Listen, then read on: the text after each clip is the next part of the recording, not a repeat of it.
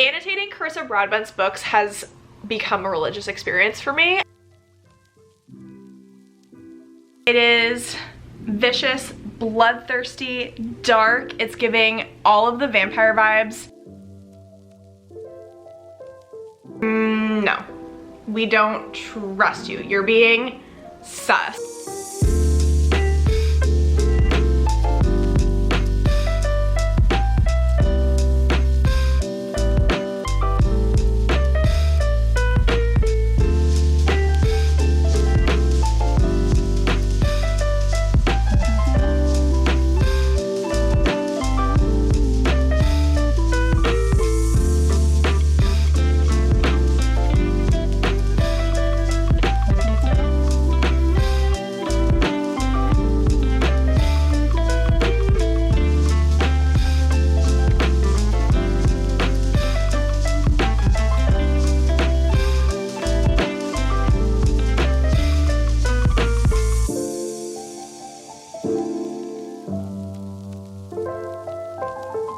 Hello friends, welcome or welcome back to my channel. My name is Tori if you're new, and we are starting another weekly reading vlog, and whatever happens, happens. This vlog is technically part 2 of reading vampire romance. We have some very heavy hitters and I'm fully obsessed. So I'm just letting my obsessive feelings take control. First book that we're reading this week, I'm starting this today, is Serpent and the Wings of Night, the first book in the Nightborn duet. This has been one of my most anticipated reads of the whole entire year. Annotating Carissa Broadbent's books has become a religious experience for me. And then depending on how quickly I fly through this one, I am planning on reading the novella 6 Scorched Roses, and then we'll see how we're feeling if we want to jump into Ashes right away. So that is 3 vampire books on deck. I also am currently in the middle of Blood Price. I basically haven't picked up Blood Price since the last reading vampire romance vlog. I figured, let me just put it down because we're gonna do a part 2 vlog anyways. So I saved that for y'all for this vlog. So Blood Price by Bela Roth. And then depending on vibes, the other book that I have on deck is called Heart of Dracula by Catherine Ann Kingsley. This is the first book in the Immortal Soul series. And this is, I think, the shortest book on this list. It's only 304 pages. However, I do have to give an honorable mention to the book that I'm currently in the middle of and obsessing over. This is why I'm saying it's gonna be a little bit chaotic, because I fell in love. If you watched my 24-hour readathon vlog that went up last week, I fell in love with the Shadows and Crowns series when I read Song of the Marked in that vlog. I'm not usually a person who marathons book series, but I want to marathon the Shadows and Crowns series. So I am currently reading A Twist of the Blade, which is the second book in that series.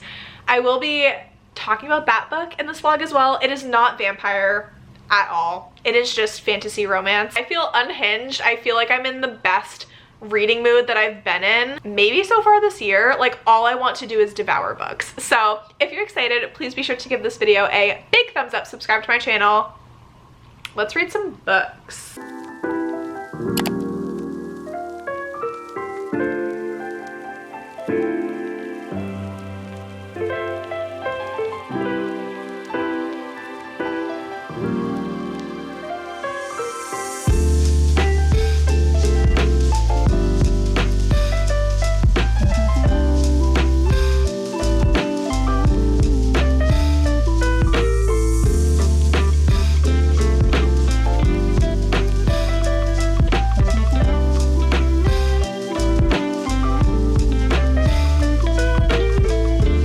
To do a bit of a check-in on A Twist of the Blade. I'm now 40% of the way through. I didn't realize I was that far through, but that's what I was listening to when I took my walk, which was about an hour. I can't say too much because this is a sequel book, obviously, but still absolutely obsessed. I'm loving Cass's journey. If you are someone who likes books where the characters and like group of characters takes an adventure, That's what this second book is, because they're like traveling to a new place. So I'm super excited to get exposed to a different like kingdom, if you will. It seems like it's a theme, at least in the first and second books, where Cass ends up getting separated from her friends. Bad things happen.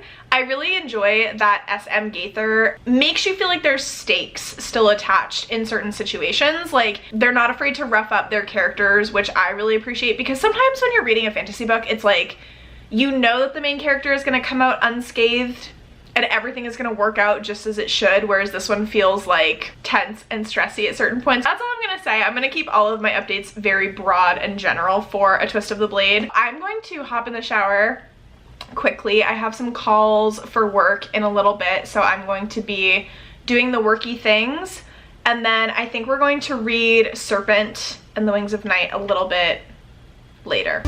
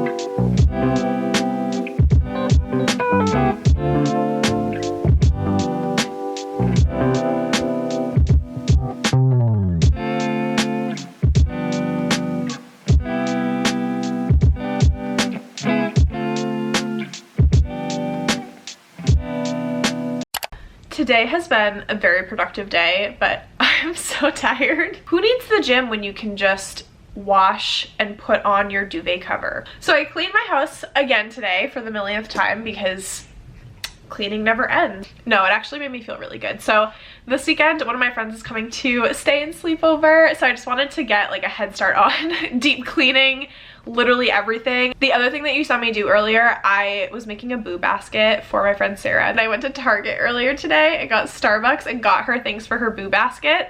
So just for some context, that's what that little Halloween bucket was. Long story short, productive day. Haven't had a chance to really sit down and read quite yet, but I was listening to my audiobook for Twist of the Blade for the majority of the day today. So I listened to another 20%. I'm now 60% of the way through, and I have some updated thoughts. What I really love about this book, I mean, the one of many things, when I saw that this book was 600 pages, I was a little flabbergasted. I was expecting a lot to happen plot-wise, and there is a lot happening with the plot. However, what I really appreciate about S.M. Gaither's writing style is she doesn't make you feel rushed. I'm not usually a fan of really long chapters, and just going by the audiobook, I think that these chapters are pretty long. Like, a lot of the chapters are 45 minutes to 30 minutes listening time if you're just listening on normal speed. And that she writes an entire scene. There's a ton of dialogue between the characters, and I love it because dialogue is one of this author's strengths. Like, the conversations are so believable. Each character has such a distinct personality that comes through in how they're presenting their own perspectives in the conversation. And it gives you a lot of time to get to know the characters, to get to know the dynamics between the characters. So once you leave a chapter, even though it's a really long chapter, you feel ready to go to the next scene. So even though there's a lot going on in the plot of this story, I'm not, as the reader, feeling rushed, like I'm not getting enough time in each scene. This one is a little bit, I guess, more slower paced than the first book, just because of the length of this book compared to the first one. The first one was like 450 pages. I'm highlighting all of the dialogue. So even though I'm reading this on an ebook, I am just going crazy highlighting because, oh my gosh, it's so good. And then let's talk about the relationship between our love interests.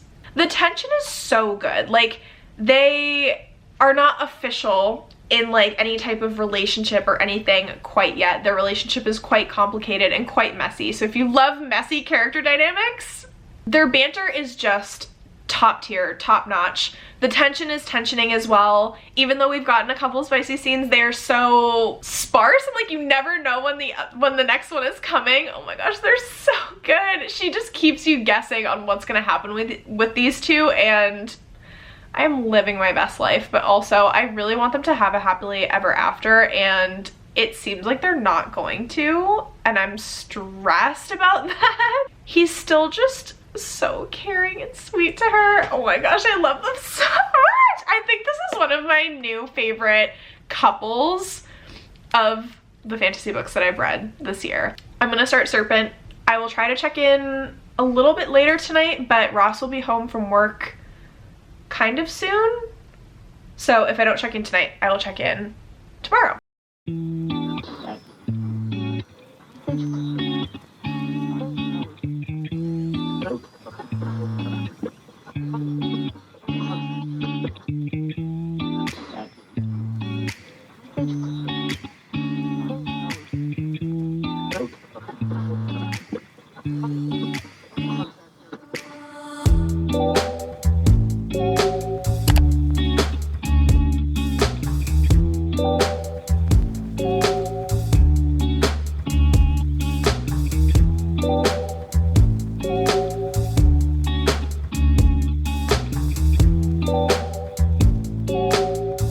I finally have an update for Serpent and the Wings of Night. I feel like, I don't know why it took me so long this week to start reading that book. I'm 100 pages into it. I'm loving it so much. I knew that I would, but I'm just absolutely loving it. It is vicious, bloodthirsty, dark. It's giving all of the vampire vibes that I was hoping for. I found that with vampire stories, I really like when they aren't too romanticized, because vampires are bloodthirsty monsters. The vampires in this book literally tear humans to shreds because of their bloodlust, and I'm just like, exactly, period. That's what I wanted. I also went into this book completely blind. Didn't know anything about it besides people loved it. It's by Carissa Broadbent and there were vampires in it, and it's a fantasy romance. Like, those were the 4 things that I knew going into this book. So when I found out that there was a vampire bloodthirsty competition / trials that are taking place, and there needs to be a hero, like a hero that comes out of it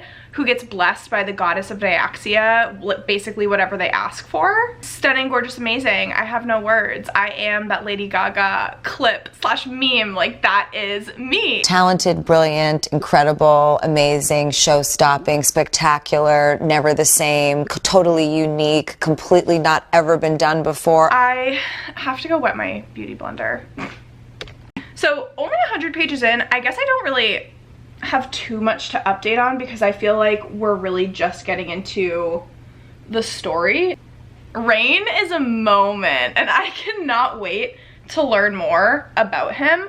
I also really love how Carissa Broadbent, there are stakes, right? So like our main character, Araya, she is the only human in this vampire competition. She's very other, like she doesn't fit in with other humans per se because of her backstory. Basically, she was like rescued by a vampire king, and he's like protected her whole life, and now she wants to win this competition because this is the one way, the blessing that she wants to get from Nyaxia will make her feel safe in a world where she is constantly in fear of getting her throat ripped out. So it's very high stakes. It is very stressful, I'm not gonna lie. I read through the first trial so far, and it was intense. I don't want to say too much because no spoils ever, but I love everything that's going on with the vampire. They're classic scary monster vampire, but there's a uniqueness to them that makes it very like Carissa Broadbent, so it's not just like another vampire story. And the only other thing I'll say at this point in time, I guess, is that the Moon Palace really reminds me of the prison from the War of Lost Hearts trilogy. So the plan for today is to read another, I think, 100 pages of Serpent, which I'm hoping to get done very shortly because I'm really interested in getting back into that book. I think that's the plan. I'm gonna finish my makeup. I have to log into work in 5 minutes, so we're right on schedule.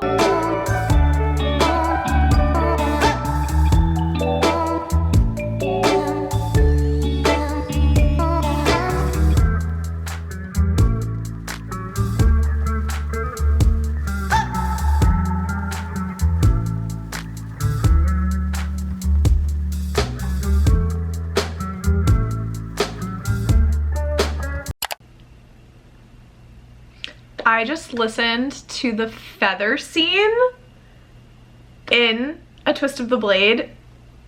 Oh my god, this book has me in a chokehold. This is literally 2 seconds after I filmed that last clip, but I need to say this because it's starting to bother me where it didn't before. So I've mentioned that for this series, the audiobook is very, very different from the ebook, or what I'm assuming is also the physical copy as well.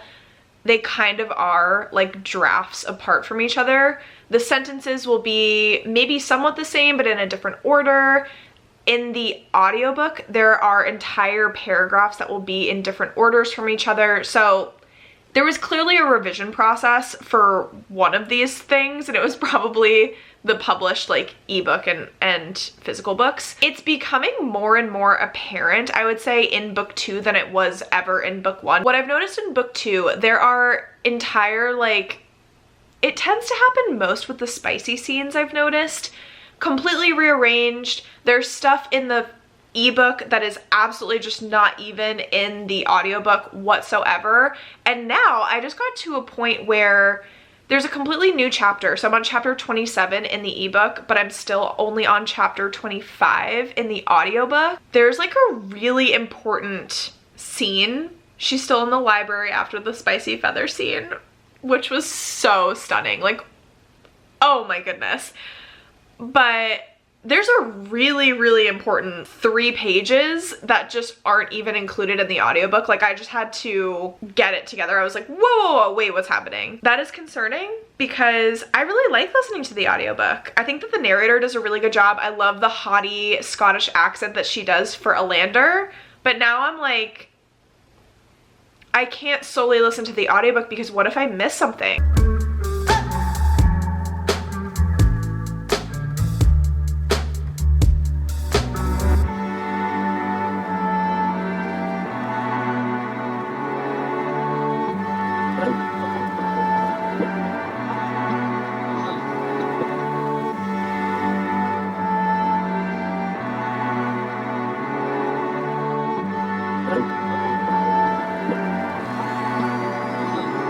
Cliffhanger that just ended on.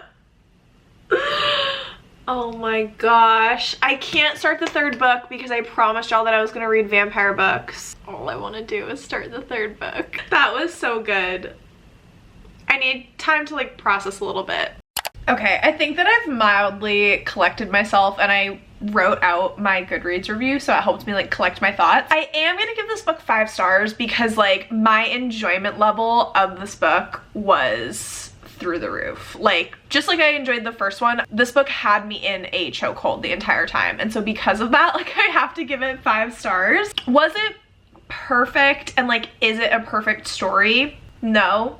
I think my biggest critique is how the dynamic with Cass and her friend group is really cute and sweet, and they're all so supportive of each other, which is so much fun to read about. And like, their dialogue can be playful and they tease each other and they're not afraid to get mad at each other. They're not afraid to call each other out on the BS that's happening, especially Cassia, because there were moments when she was just being a big bee, especially to her friends, and they like got mad at her and like weren't talking to her at certain points in the story. And so I appreciate that realness of it. However, her friend group, they're just absolute side characters. They're not doing anything but supporting Cassia and her journey and her all these mysteries and questions that she has. They are supporting her on this ride. She's basically dragging them from place to place. Bad things are happening to her friends, and that's making her feel responsible for them and guilty and questioning if she's doing the right thing and like exploring a lot of these different emotions.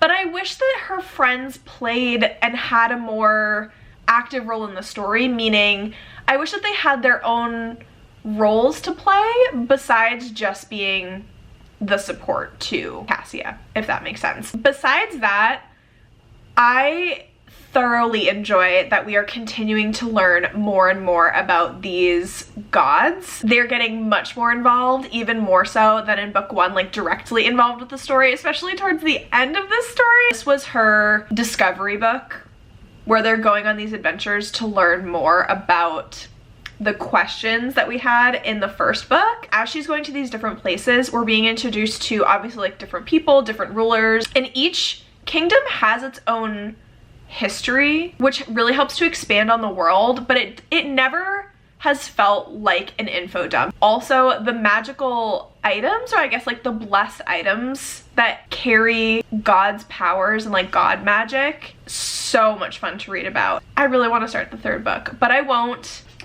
I need to now switch to Serpent and read my next 100 pages.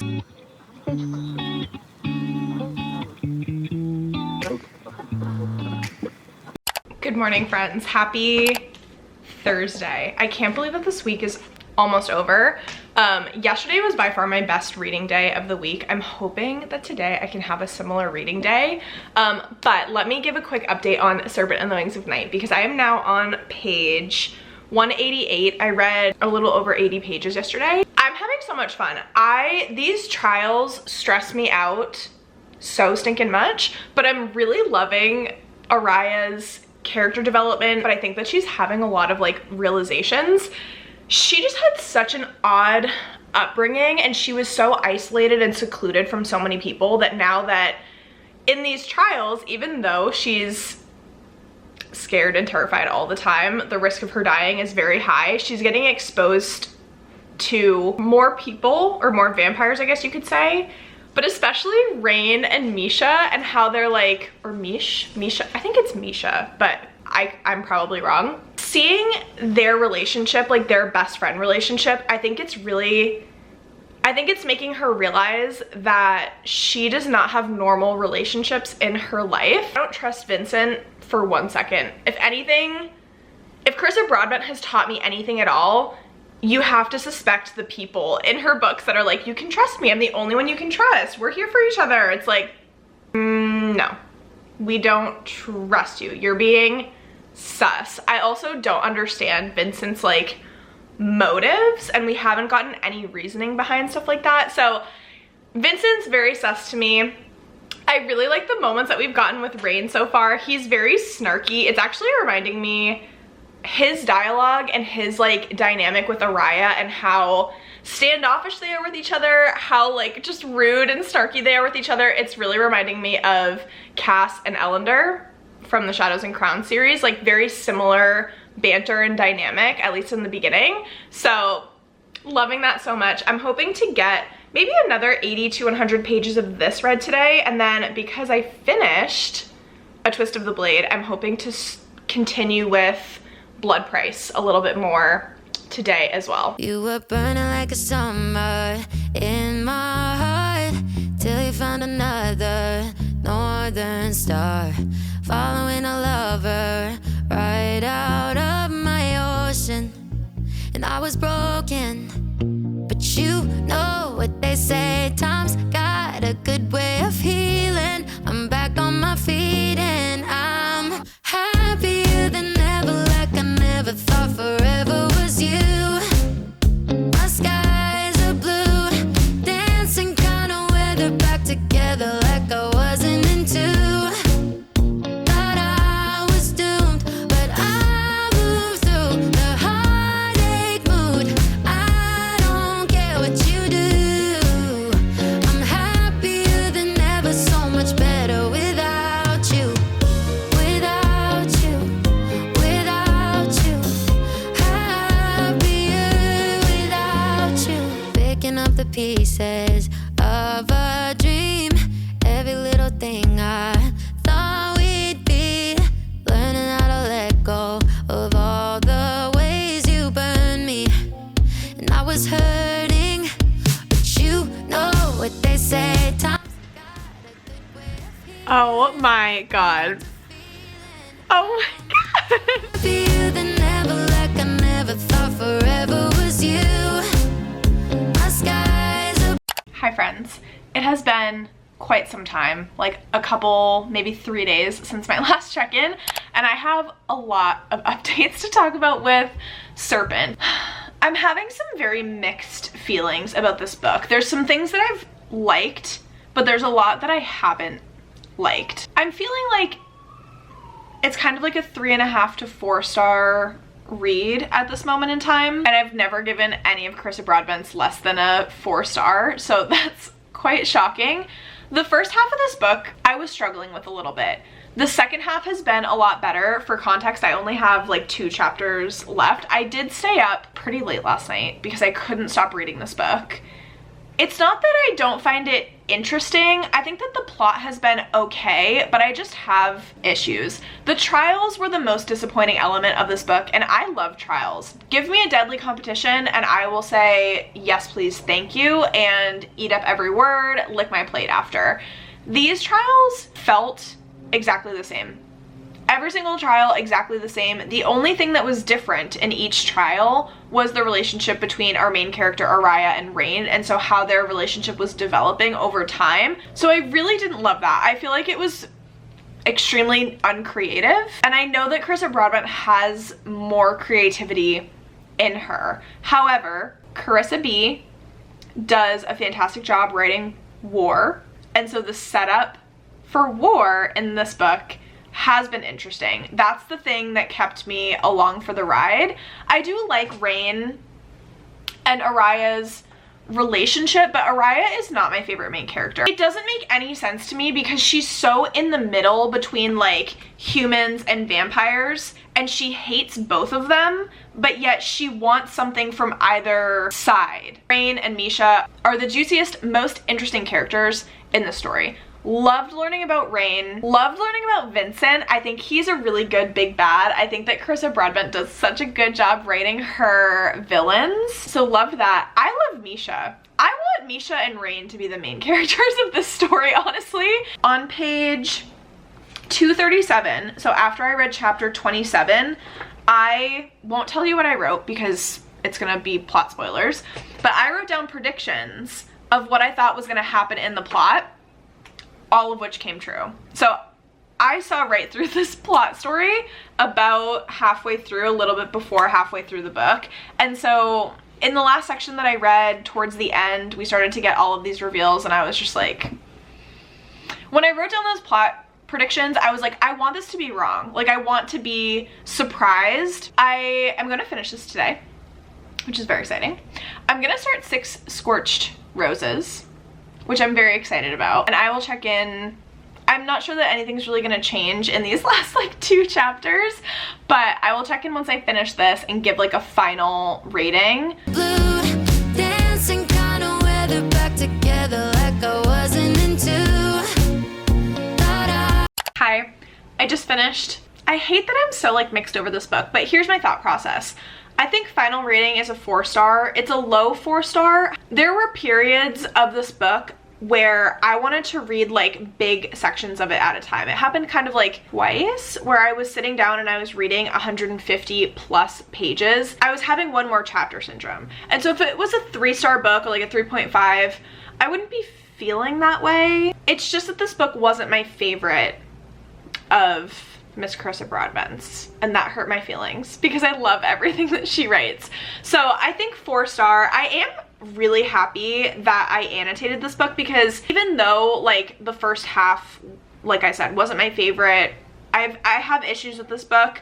I think that annotating helped me to really get into it and like the parts that I liked even more, but it also helped me to analyze what was going on, and I think maybe that led to me overthinking certain spots where I'm like, no, I really, really don't like this because of X, Y, and Z. I don't remember if I mentioned this yet, but I read a little bit of Blood Price on Friday when I was like out and about in Venice Beach. I read like 2 more chapters and it's just boring right now. However, I think I'm at the part where in Blood Price where vampires are going to get reintroduced to the story. So with Blood Price, that is the prequel book to Vela Roth's Blood Grace series. I think that's what it's called. I will leave the vlog where I started it. I was like 20% into the book in my last vampire vlog, so I will leave that link down below. We got vampire right away, and then that was like a flash forward in the story. Then we went back and got to see, okay, well, what was happening happening before that point. But the lead up to that point has not been very interesting for me. And so I've been like really struggling. I shouldn't have stopped where I did is the short of it. I'm almost at the point where it's gonna get vampire-y and then hopefully interesting for me again. Together like I wasn't into. Thought I was doomed, but I moved through the heartache mood. I don't care what you do. I'm happier than ever, so much better without you. Without you, without you. Happier without you, without. Almost at the halfway point for Blood Price. Thankfully, my prediction was correct. Once this book returned to the vampire moment and we started to learn more about vampires in this world, really enjoying it. Let me give a very brief synopsis of this book because I don't think I've done so in this vlog quite yet. So Blood Price, like I mentioned, prequel book for the Blood Grace series. In this book, we have Maria and Alceus. They are on rival sides of these two feuding families. These families have been feuding for like generations, and they each are like ruling families of their own, I think it's cities, but like maybe kingdoms, I guess you could say. Through a strange twist of events, they end up falling for each other and creating this kind of alliance, getting married, because in medieval times you create alliances through marriage, and there's like a bride price and like all of these things. It's very old school. They're very sweet with each other. It is giving cinnamon roll romance. It's very cute and sweet and precious and loving, but their families are so pissed at them. They like refuse to have this alliance. Maria's brother ends up killing Alceus. And this happens in the prologue. Alceus, dying, out on the battlefield, he's bleeding out from this massive wound on his stomach, gets approached by what's called a Hesperine, which is a vampire. And this vampire says, you have a choice, like I can let you die if that is what you want, or if you'd like, I can offer you immortality, but you're gonna be a Hesperine. And he says, yes. And that is like the setup of the story. We just got through this like vampire training chapter. These chapters are quite long. That chapter is like 30 minutes long. They can like regrow all of their limbs except for their heart and their head. They can like step in between like distances. So basically like fast travel. They're very connected with the earth. They can feel anything that has blood in it. So animals really like vampires. And I think the most interesting piece is that they have a very moral code. They have a very specific code of rules that they have to follow.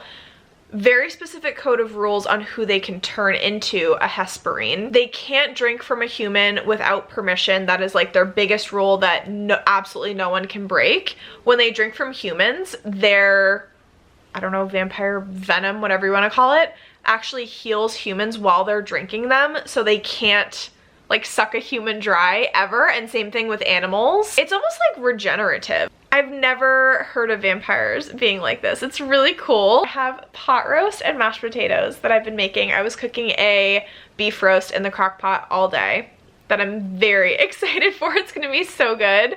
And mashed potatoes, because you can't go wrong with mashed potatoes. So I am gonna take a break to eat a little bit, get back to reading, see where I end up, and I'll check in soon.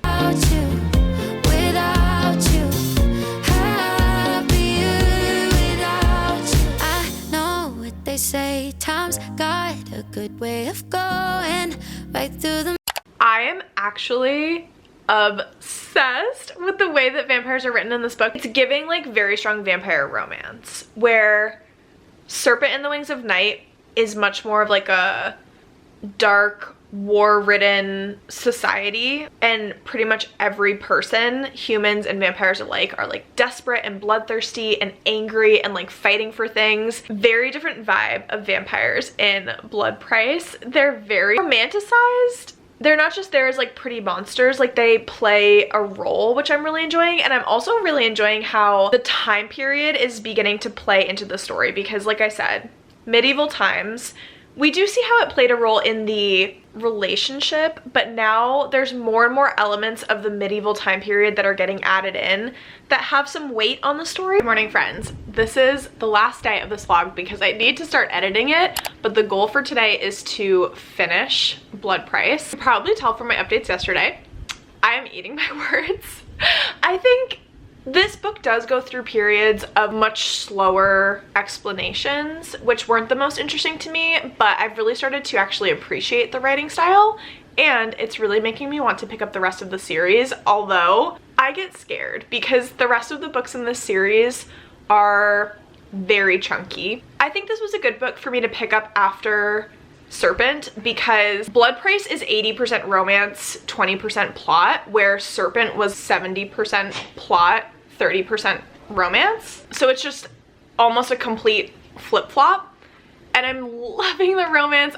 The scenes where some vampires have been like turned, actually so stunning.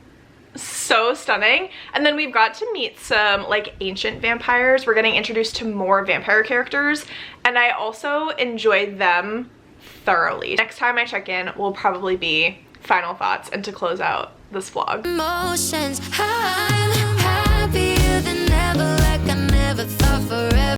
I'm sorry that every time I read this book, I have these like little updates that I have to give, but they're just so good. Blood drinking in this book is described in a way that I have never experienced in any other vampire book. It's mentioned and like it is a thing in obviously like every other vampire book, but it's described in so much detail and so like, it's kind of giving like sensual vibes. It sounds very sexual, like just FYI, but it's literally just drinking blood. Her fangs unsheathed, she sliced her lip in her eagerness to fasten onto him. His flesh resisted her, but the pressure felt so good to her gums. Then the points of her fangs broke his skin. Her teeth slid beneath into flesh. His vein gave to her. The darkness deepened around them. Her magic throbbed in time to his pulse. She feasted on his throat until she felt like she would not die. She lifted her head, blinking, trying to order her thoughts.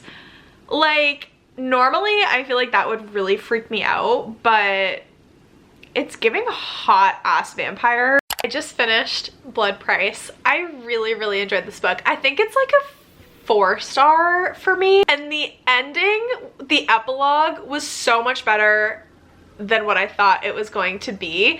The only thing is, one of our characters, Ishkira, she's a vampy girly. She's so interesting, and there were so many unanswered questions about her that I almost thought she was going to be the focus of, I think the next book, like the first official book, is called Blood Mercy.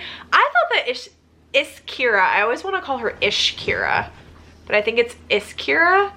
I thought that she was going to be the main character of like the main series because we have questions and I am so interested in her, but we did get kind of a, I won't call it like a cliffhanger, but we got like a big plot twist in the last sentence of the book. I'm having a big issue of like, there's so many books that I'm really interested in reading that I don't know what to pick up next, but we'll have to wait for next vlog to find out what I'm gonna end up reading.